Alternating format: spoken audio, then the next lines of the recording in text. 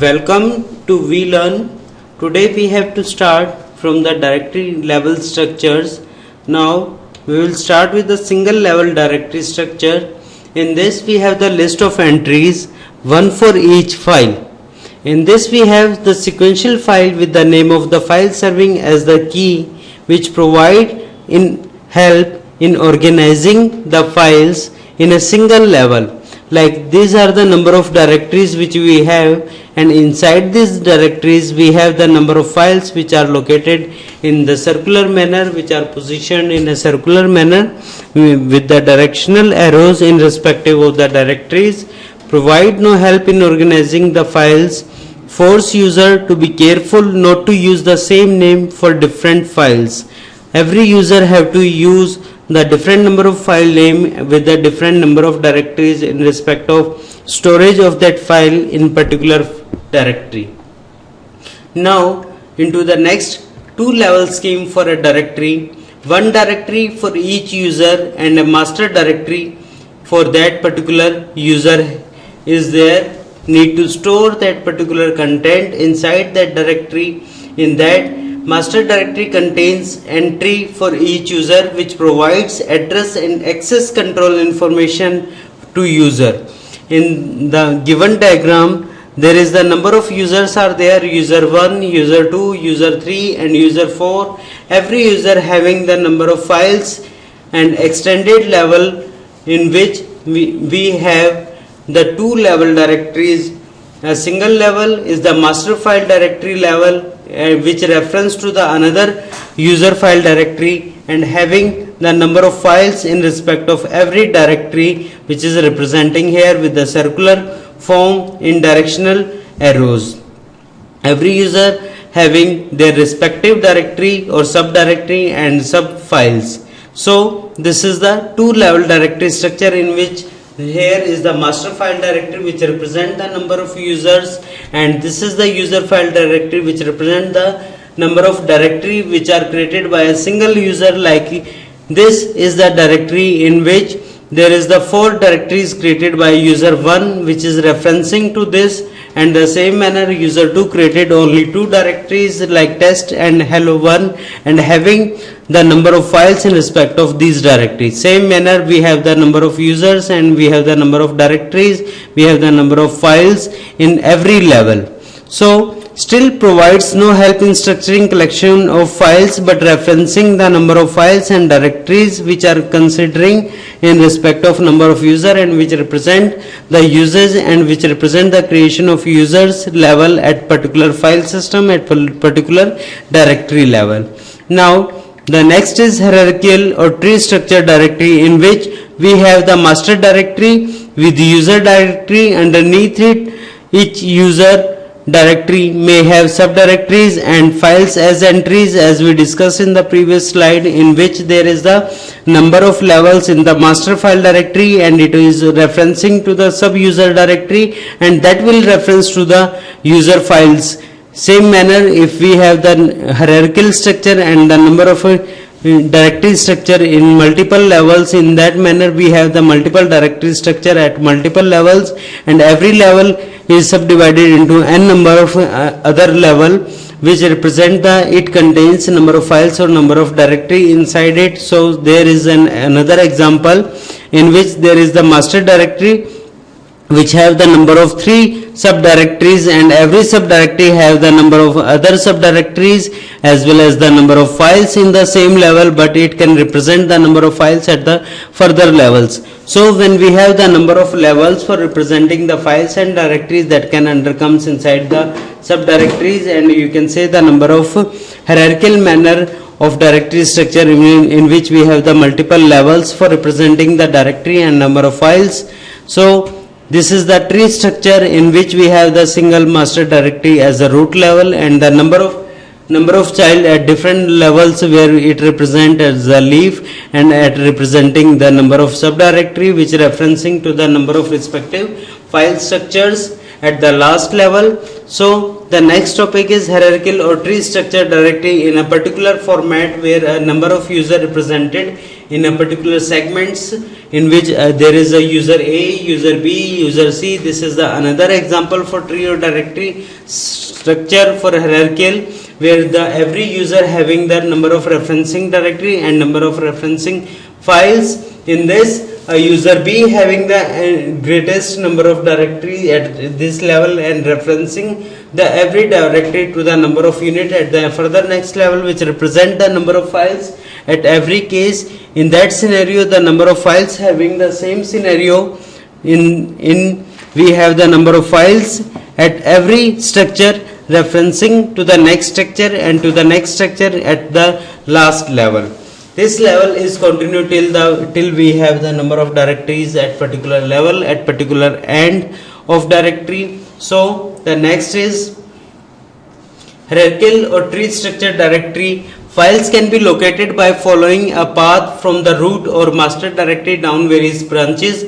Suppose we have a tree structure in which A at root level, B, C, D at further directory level or subdirectory level, and they are having the another directory level. Then we can reference and give the path from A to B and B to C, C to D in that manner that represent the number of list and that represent the number of linked list or adjacency list, which reference which directory having the which kind of file and which directory referenced by which one master directory.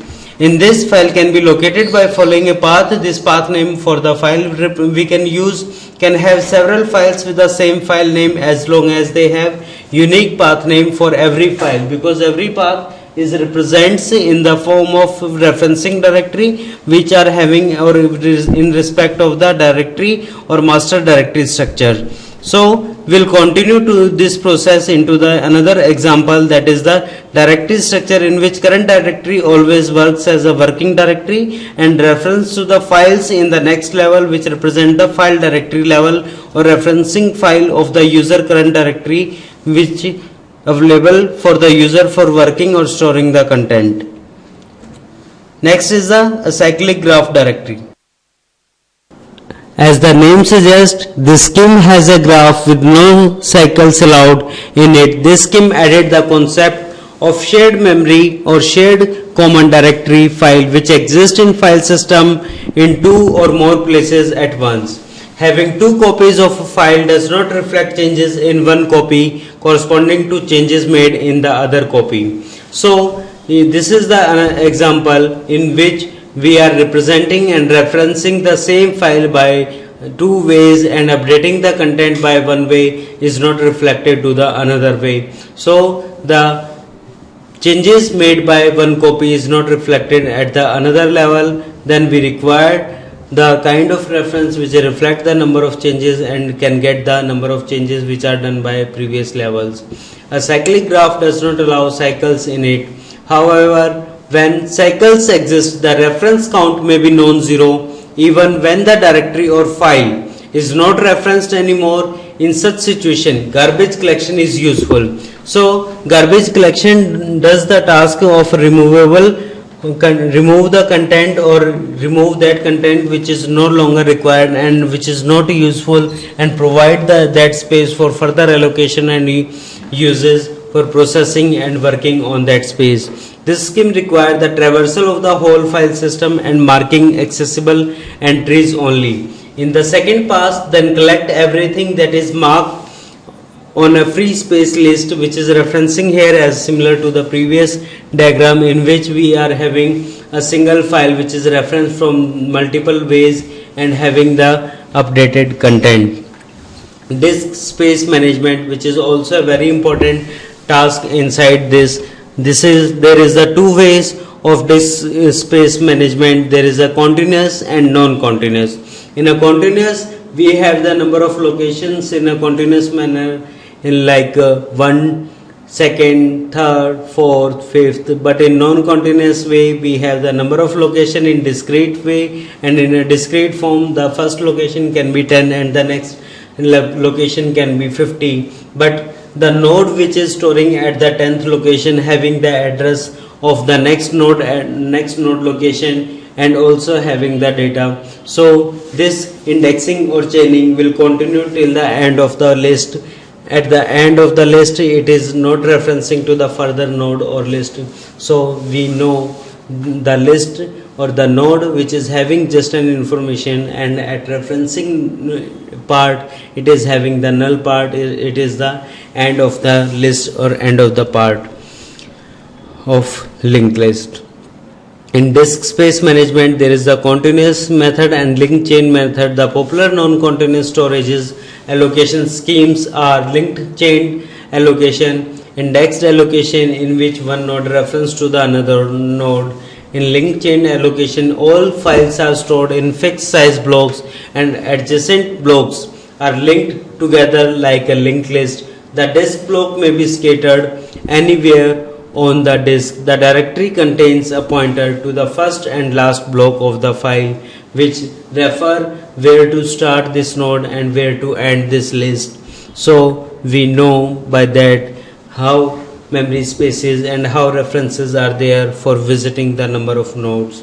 In disk space management, indexed allocation, each file has its own index block. Each entry of the index point to the disk block containing actual file data. That index keeps an array of block pointer for each file, where every file knows where it is stored and where is the next location of data. And the last node having the null reference for further node reference, that's represent this is the end of the list. The advantage of this scheme is that it supports both sequential and random access, which help us to access the file in a both way and retrieving the content in same manner. The searching may take place in index block and themselves. Next is disk space management. In this, we manage the disk space by using the chaining or linked method. In this, it is the directory which have the initial node address, that is the 100, and we point out this is the 100th location. At this address, it is having also the address of the next location, that is the 300.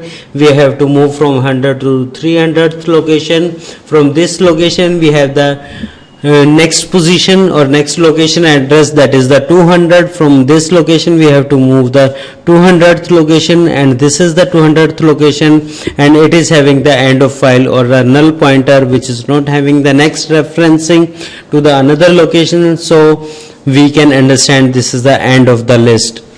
Same manner, in indexed allocation, we have the directory structure in which it stores the file name and their index block, and every index block having the linked connection list where it is connected and from which node it is connected for exchanging or for referencing. And there is the two examples, that is the 15th which is having these number of nodes link, and 4th which is having these number of nodes links. So this is referencing, this is the indexed allocation method, and this is the linked chain allocation method.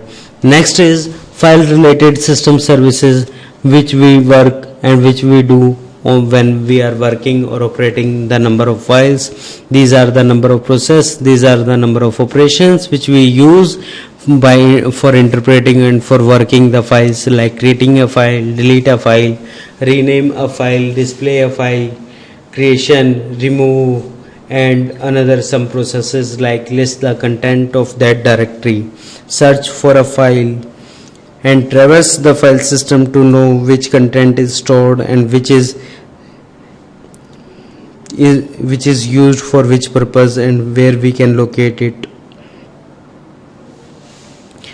Now the programming services. In this we have the create or remove directory services, change directory services, and then we have the change directory entry also, in which we have the read and change directory operations facility also. In that way we have the options by providing input in a asynchronous input as well as output. Asynchronous input output operation run in the background and do not block user applications. This improve performance because input output operations and applications processing can run simultaneously. To manage asynchronous input-output, each asynchronous input-output request has a corresponding control block in the application's address space. This information is provided in any of three options or ways by which we can access, store and retrieve the content. The application can pull the status of the input-output operation. The another is the system can asynchronously notify the application when the input-output operation is done. Another one is the application can block until the input-output operation is complete. These are the number of ways which we can use or which we can follow for the processing of files. The next is content will on the next slide.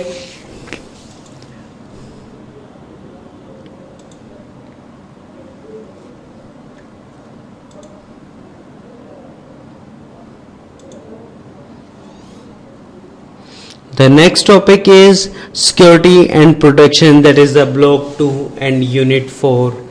Topics to be covered inside this: security threats, security policies and how to implement these policies for preventing our files with compromising of security and compromising with the data throughout the network and where they are sending or traveling on the network. So protection in computer system, security models are used, access metrics are maintained and mandatory access control is there, which represent which node is controlling and which node is accessing and which node having the links to access the particular vertices and the particular nodes inside the control. And this is the also covered inside this, and which is having the referencing and controlling in accessing and in providing the accessing in particular files which are secure and provide the access in a secure manner as well. So the first topic is introduction about the security. Computer security is traditionally defined by three attributes of confidentiality, integrity and availability. Without these attributes we cannot assume about the security, we cannot explain the security, how it works and how it is required for us. Confidentiality is the prevention of unauthorized disclosure of information and unauthorized accessibility of information without any permission set, without any permission privileges. If anybody accessing our content means it is compromising with the confidentiality of data and it is unauthorized person for accessing that particular data. Next is integrity, is the prevention of unauthorized modification of information in which the information is not allowed to change, not allowed to modification, not allowed to interpret that information without the authorized privileges or authorized rights. Next is availability, is the prevention of unauthorized withholding of information or resources. So this is all about the computer security. Without these terms we cannot assume that what is security and we cannot explain the security, how it works and how it is required for us. Now the next topic is security threats. There are many reasons why system need to be secure. First, malicious users may try to hack into the system to destroy it. When we are sending some data and when we are connecting with the network, then there is the number of persons are available on the network which are always present and which are always try to access our data in unauthorized way, and they are always trying to compromise and they are always try to compromise with our data and want to access our data. We can say these kind of persons are the hackers, and we can say this is the cryptanalyst who is always monitoring our network and always trying to access our data which is traveling throughout the network. Then next one is power failure might bring the system down, and it may cause of some problems in the system and in the file system. If that kind of problem will occur suddenly or surprisingly, it will cause of loss of our data.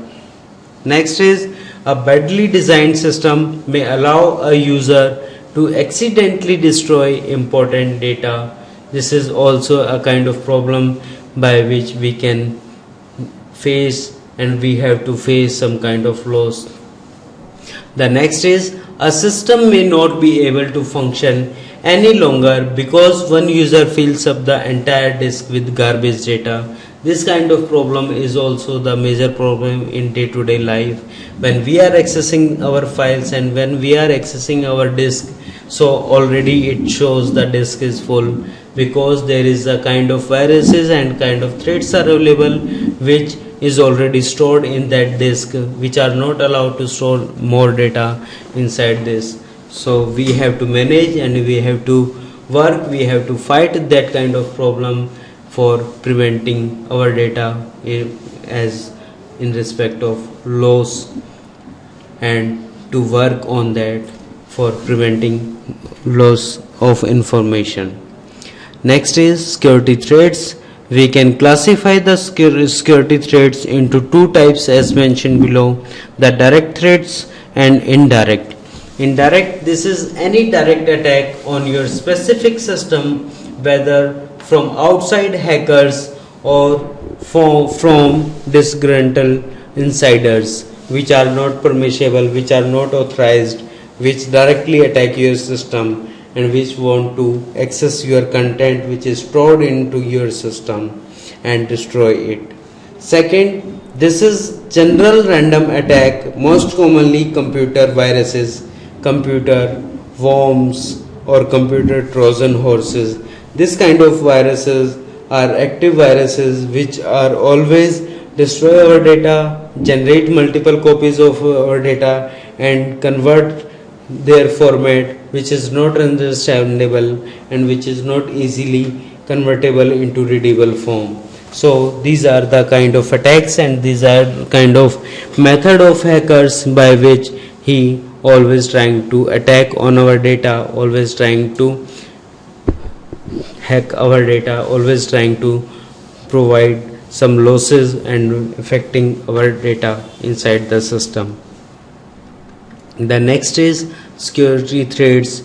These security attacks make the study of security measures very essential for the following reasons: to prevent loss of data, for prevention corruption of data, for prevention compromising of data, to prevent theft of data, to prevent sabotage of data, because all of these kind of threats are provide some loss to us and we have to compromise with our data, because the data after any threat will occur will get lost and we are not able to recover that data.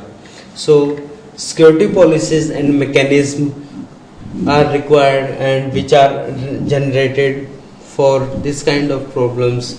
Computer system and their protection mechanism must be penetration resistant, in which it is not allowed to apply the try cases for hacking the data. Security evaluation have been performed for quite some time by mainly two different methods. The first is to classify system into a predefined set of categories, each with different security requirements. In this, we have the mentioned requirement, we have the available conditions. On that basis, we have to define the security evaluation methods. The other method is referred to as penetration testing, which is a form of stress testing exposing the weakness in a system, in which it generates the number of loopholes inside the system and we can provide the protection at that particular positions, at that particular systems, at that particular point out locations for securing our data or system.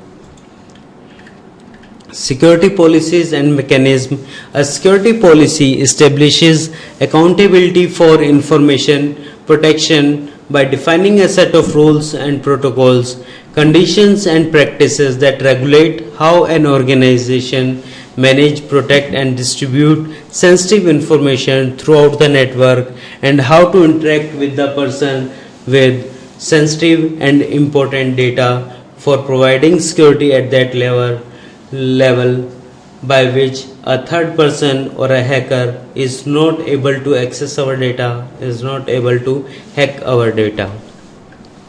Next is authentication. It is a process of verifying a user's identity through the use of a shared secret such as a password, a physical token or an artifact such as a key or a smart card or a biometric measure such as a fingerprint. These three types of authentication are commonly referred in this category. Something you have in that physical token, something you know, that is the shared secret information, something you are as like a biometric measures by which you can always trying to access the data in unauthorized way. Authentication. The goal of authentication is to provide reasonable assurance that anyone who attempt to access a system or network is a legitimate user, which is only permissible to authorized person.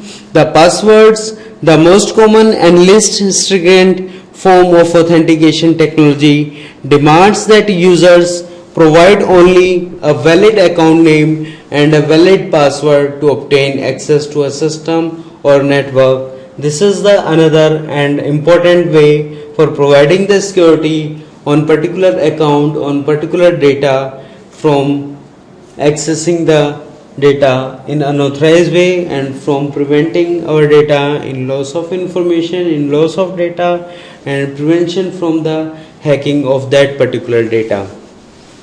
In that way, it also represents some system store the password of all users in a protected file. In that case, the user have to some smartness for preventing their password and data save inside the system where they are accessing the sites and where they are accessing the content.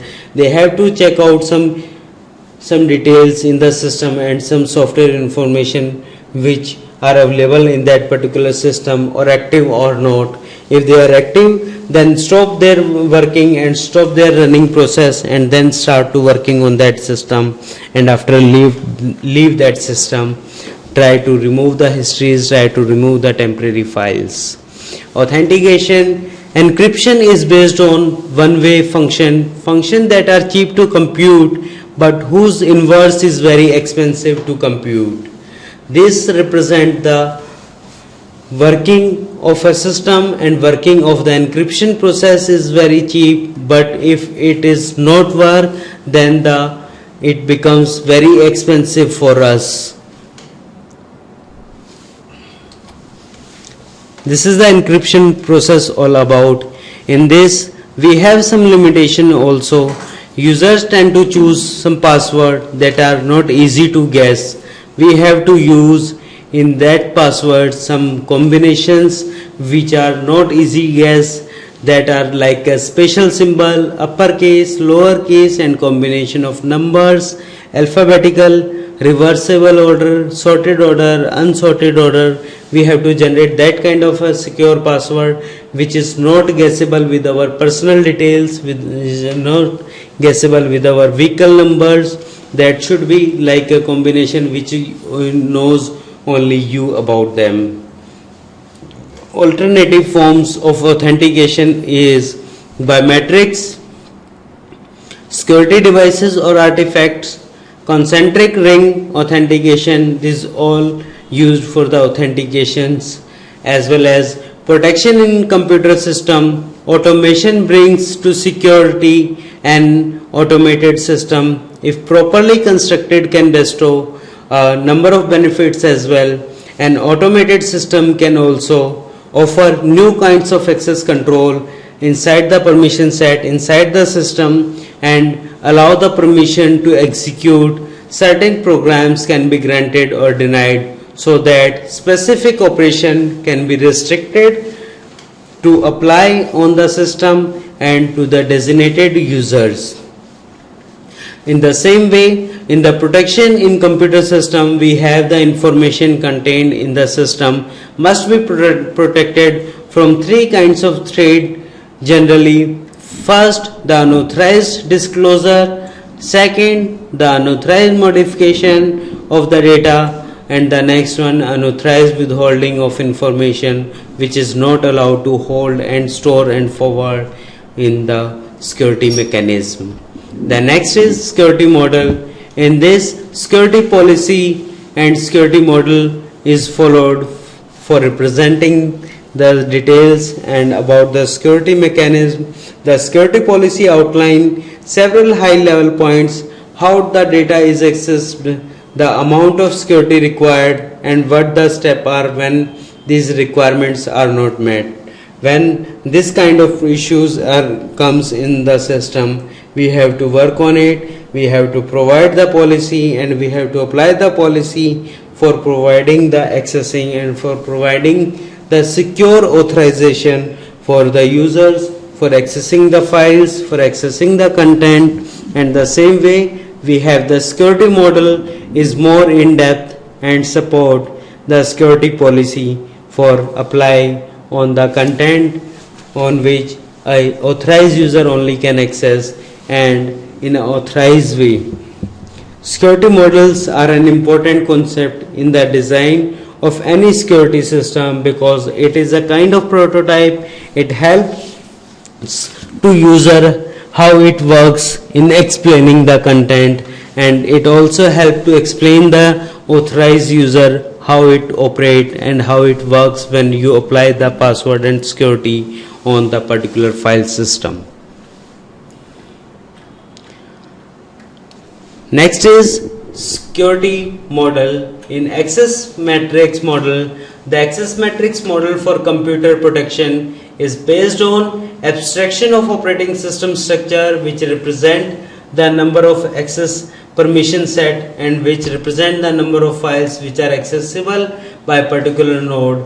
There are three principal components in the access matrix model: a set of passive objects, a set of active subjects which may manipulate the object. Passive objects that just reflect the changes, just reflect the uses, but cannot allow to manipulate the content or object. A set of rules governing the manipulation of objects by subjects on an authorized way. Only authorized person who is having the authorized password and ID with the access rights can allow to manipulate the changes, only can allow to update the system. Next is continue with the security model. We have the file system in which we have the number of users and number of files, in which we mentioned the authorization and the number of rights which the number of users having. And suppose there is the number of user 1, 2, 3. User 1 have the rights in file 1 for read and write, and in file 2 just for read the operation, and in file 3 it has the all combination read, write, execute, and it can works like an administrator and it can works like an owner of the file. Any content it can write and execute and read from the file. Same manner, user 2 has the rights for the file 3, and the same manner user 3 has the rights for accessing the content into the file 3 system. So in the file 2 there is the R represent the read operation and represent the only restrictive access into that particular file. In that way, a user is not allowed to make changes inside the file. It can only read the file. The next is with the continuation of the same topic, security model, which represents the control in a mandatory access control or discretionary access control.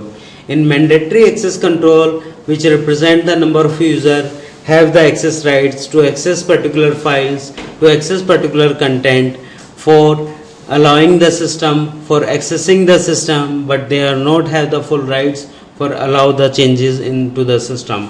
Mandatory access control is a kind of control which have the login entry and log off entry, but not have the complete information but not have the complete right to apply the changes onto the file. Next is discretionary access control, in which resource owners and administrator jointly control access to resources or apply some mechanism for accessing the content or resources into the system. Next is rule-based access control, in which we define some rules how to access into the system and which one is permissible to access to that particular system and how it can changes and apply the changes into the files. Next is role-based access control, in which we define who is the user, who is the guest user, who is the admin of that particular file, and who have the rights for apply the changes and providing the accessing into that system for other user and itself also. Next is take grant model. In this it takes grants to access and allow to access into the files to the number of user on their access privileges by looking after their access rights and their designations and their rule and role based protocols as well as access control protocol. Here protocol mention the rules and regulation which are mentioned by the organization for accessing the particular file system. Next is security model. In this model there is a two types, rule based access control and role based access control are majorly work which represent rule based, the set of rules and specific sequence and operations which they can perform on particular file, and role based access control which represent who is developer, who is system analyst and who is the administrator, and already mentioned their rights and access, how they will access and how much they have the rights for apply the changes and for doing the operations in that particular file.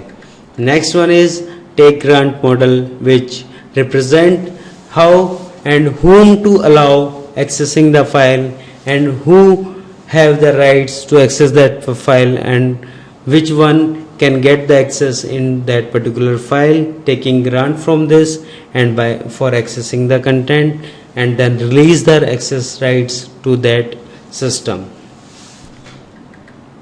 Next is security model, multi-level models. In this we have corresponds to the multi-level policies and multi-level sensitivity of users which can have the access rights according to their clearance. Because of the way they control security, they have also been called data flow models. They control the allowed flow of data between number of levels, between number of users from beginning to end, how many users are access the files and how many persons, how many role based control are there for providing the comfortably accessing inside the file system and apply the security on that particular file for accessing the content. Now Bell-LaPadula model intended to control leakage of information between levels. When the data is transferring from one level to another level, we have to apply a kind of mechanism or security models for preventing leakage of content or information at every level. Biba model, which control the integrity, which we discussed in the first slide of this unit. Lattice model, which generalize the partially ordered levels of the previous model using the concept of mathematical lattices, in which it mentioned the permission set to particular users or particular accessing control persons or role based access control persons. Bell and LaPadula model.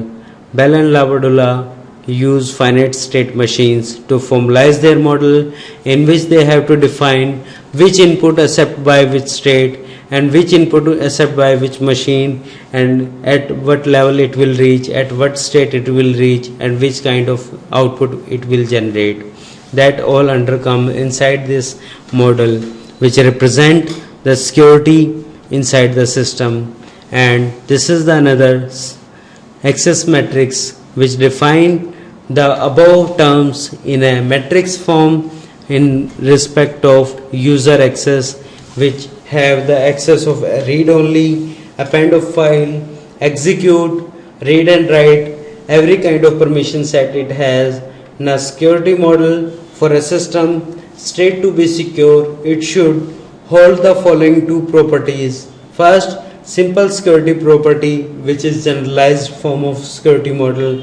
Another is property, star property, which represent the fixed or restrictive authorization for accessing the content. The security level are used to determine whether appropriate access rights are there or not. There are also a few problems associated with this model.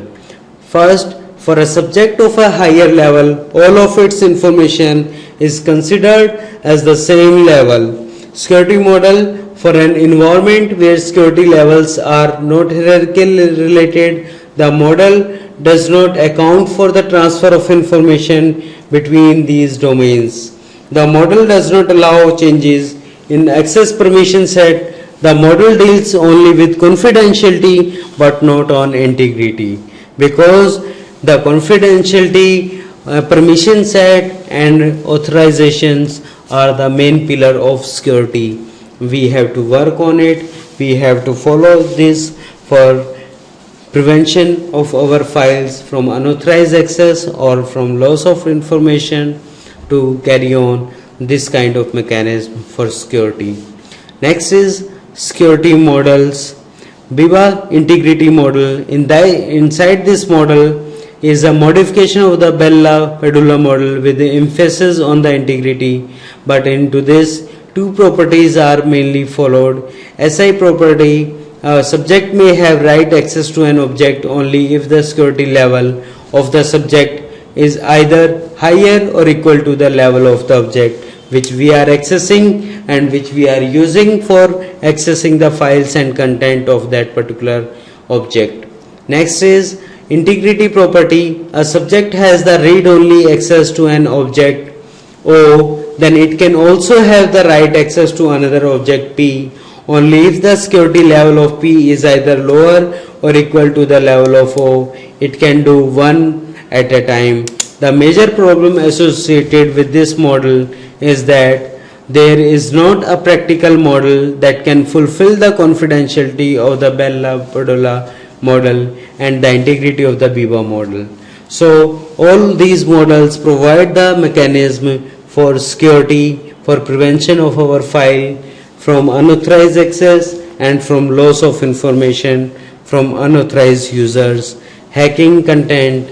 So we have to follow the security for using the files and for providing the access into the files, and there is a number of issues which can arise in respect of every model, and some problems are solved by the other model inside the security mechanism. This is the next unit for MCA 041 block 3 and unit first. Inside this unit we have to discuss about the multiprocessing, processor coupling and their interconnection, how they will interconnect and how they will share the information, how they will communicate with each other for completion their task, for processing the states. Types of multiprocessors and operating systems are there.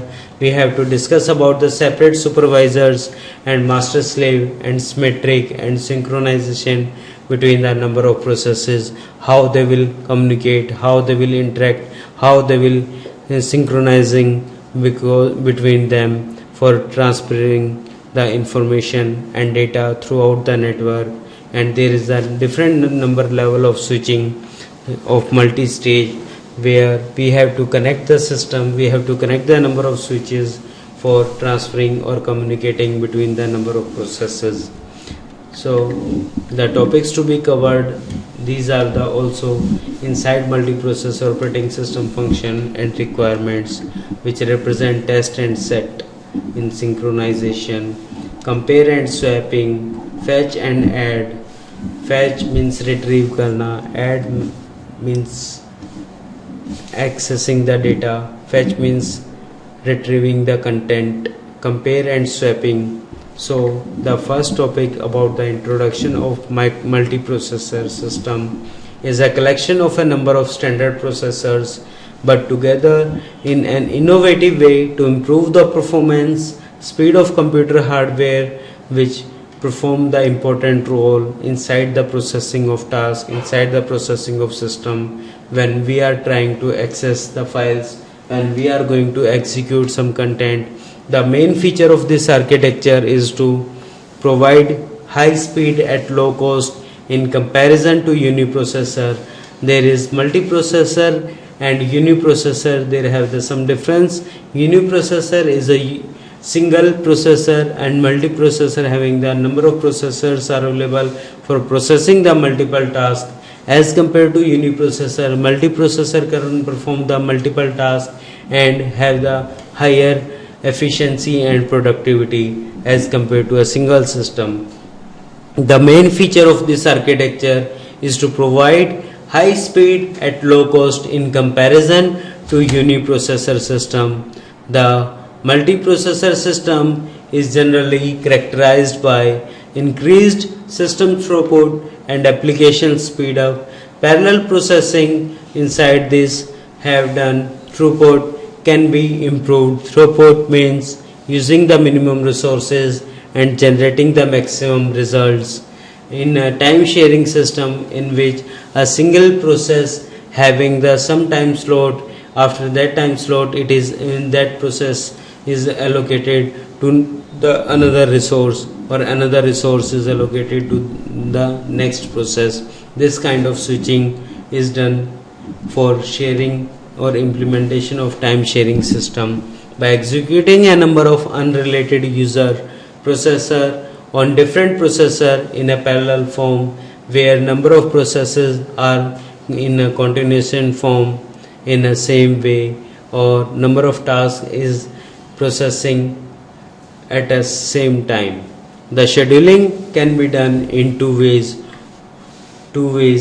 Automatic means by parallelizing compiler explicit tasking approach where each program submitted for execution is treated by the operating system as an independent process. In parallelizing system or in a parallel system, multiple tasks are running simultaneously and they will achieve within 1 second n number of task completion. But in a single processor system, there is a single task will complete in that particular time.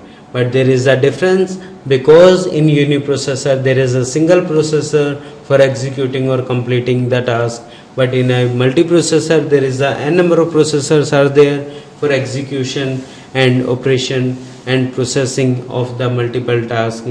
If single task is completed within 1 nanosecond, if we have the n number of processor, then we can complete the n number of process within 1 second. So this is the parallelizing compiler in which parallelly number of tasks is executing and processing inside the system.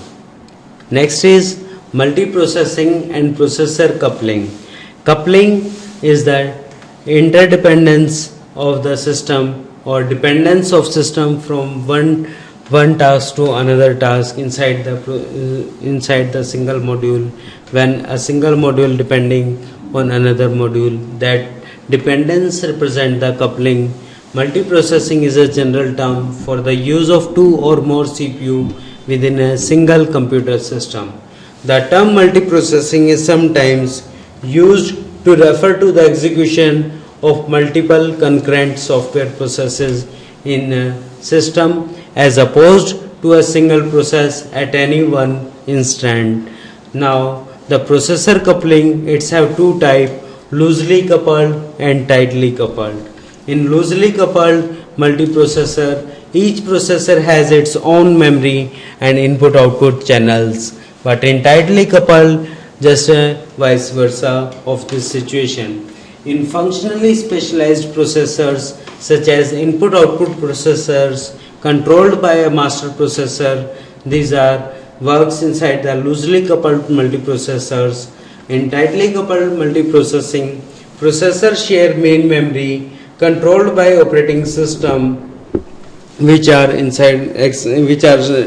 plotted or installed inside the system in a single memory locations. Multiprocessor interconnections. The different architecture of multiprocessor interconnection including bus-oriented system, crossbar connected system, hypercubes, multi-stage switch-based system which are accessing and which help the multiple ways for processing the multiple tasks inside the system.